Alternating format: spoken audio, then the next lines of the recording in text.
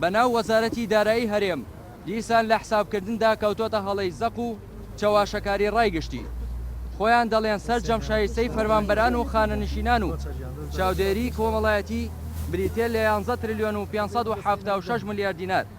هەر خۆیان دەڵێن حکوومەتی عراقی 10 تریلیۆن و 752 ملیار دیناری نردووە بۆ تێگڕای ساڵەکە. ئەگەر ئەو 442 ملیارەی هێشتا نەگەیشتووە حساب بکەین کەوا بۆ حکوومەتی عراقی زیاتر لە 11 تریلیۆن و 200 ملیار دیناری نردووە لە 2024دا. بەناو دارایی هەرێم بێەوەی ئاماژە بە داهاتی ناوخۆی هەرێمدا کە 5 تریلیۆن و 760 ملیار دینارە بەبێ باسکردنی پارە و داهاتی 300,000 بەرمیل نەوتی ڕۆژانەی بە قاچاق فرۆشرا و دەڵێت گوایە لە داهاتی ناوخۆی هەرێم 960 ملیار دیناریان بۆ موچە خەرج کردووە تا مانگی دەی 2024.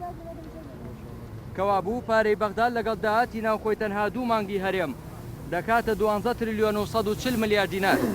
ئەی خێرە بەناو وەزارەتی حساب نەزانی دارایی تا ئێستا دەموچەی دابەش کردووە لە کاتێکدا خۆیان دەڵێن موچەی مانگێک 999 ملیاری پێویستە. ئەوە جێگەی گومانە چونکە مانگ بە مانگ بڕی پارەی موچە زیادی کردووە لە جیادیەوەی کەم بکات. سێەم دەستەی داکۆکی بە ئاشکرا پێشتر ڕایگەیاندووە کە دەسەڵاتداران و بانکەکان یێرەم جێگەی متمانە نین و نابن.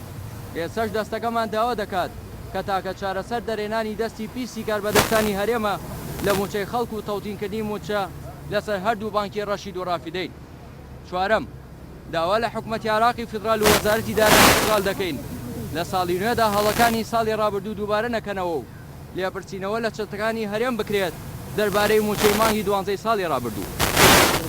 پێنجەم لەبەر قەناعەتی تەواوی دەستەکەمان کە هیچ پەرلەمانتارێکی ناتوانێت بوێرانە بەرگری لە موچەی دزراومان بکات داوا لە پەرلەمانتارە بوێرەکانی فراکسیۆنی حقوق سادقون بابلیۆن دەوڵەتی یاسا حیکمە و سەربەخۆکان دکتۆر یوسف کلابی و مستەفا جەبار سەنات دەکەین فشار بکەن بۆ جێبەجێکردنی تەوتینی موچە پاڵپشت بە بڕیاری دادگای فیدرالی.